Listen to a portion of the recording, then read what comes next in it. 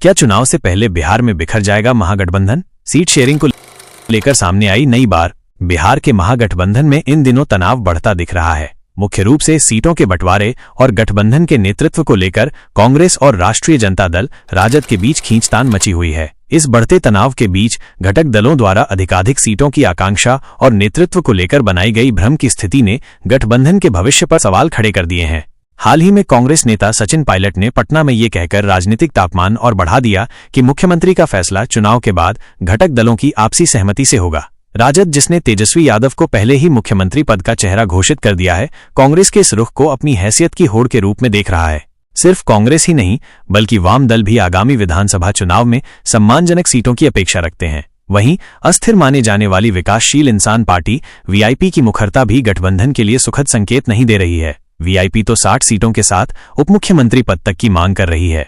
इन परिस्थितियों के बीच राजद फिलहाल सीटों के मुद्दे पर चुप्पी साधे हुए है। पार्टी का मानना है कि इस समय सीटों पर बात करना तेजस्वी यादव के मुख्यमंत्री पद की दावेदारी को कमजोर कर सकता है। दूसरी ओर कांग्रेस ऐसा प्रतीत होता है कि राजद की दुखती रग को और दबाना चाहती है ताकि समझौते की पहल दूसरी तरफ से हो। ये कांग्रेस की सोची समझी रणनीति मानी जा रही है, जिसका सबक उसे पिछले लोकसभा चुनाव में मिला था, जब लालू प्रसाद ने उसे एक सीट के लिए काफी परेशान किया था। अब कांग्रेस उसी रणनीति का इस्तेमाल कर मनचाही सीटें हासिल करने की कोशिश में है और यही महागठबंधन में नेतृत्व को लेकर भ्रम की स्थिति का असली कारण है।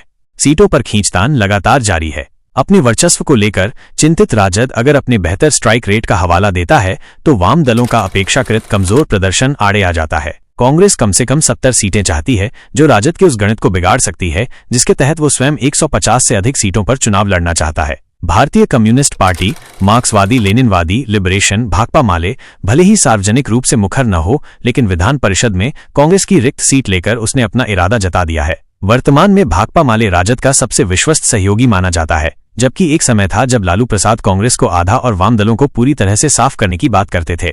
ये लालू के राजनीतिक कौशल का ही परिणाम था कि पिछले 3-4 चुनावों से राजद ने कांग्रेस और वाम दलों को अपने साथ रखा। तेजस्वी यादव को अभी इस राजनीतिक कौशल में सिद्धहस्त होना बाकी है। घटक दलों के लिए ये अपने अपने हित साधने का महत्वपूर्ण अवसर है। यही कारण है कि जन अधिकार पार्टी जाप के प्रमुख पप्पू यादव भी अब तेजस्वी यादव को अहंकारी राजनीति छोड़कर एक कदम पीछे हटने की सलाह दे रहे हैं। पप्पू यादव और कन्हैया कुमार जैसे युवा और दबंग नेता राजद को इसलिए नहीं भाते क्योंकि वे जातिगत नेतृत्व और युवावस्था के आधार पर तेजस्वी के लिए संभावित चुनौती बन सकते हैं। अब कांग्रेस पप्पू यादव को अपने अधिवेशन तक में आमंत्रित कर रही है और कन्हैया कुमार की पलायन रोको नौकरी 2 यात्रा में राहुल गांधी तक की सहभागिता देखी जा रही है। इसके प्रत्युत्तर में तेजस्वी यादव को यह स्पष्ट करना पड़ रहा है कि पलायन, बेरोजगारी, आरक्षण और संविधान जैसे महत्वपूर्ण मुद्दों पर आंदोलन में राजद हमेशा सबसे आगे रहा है।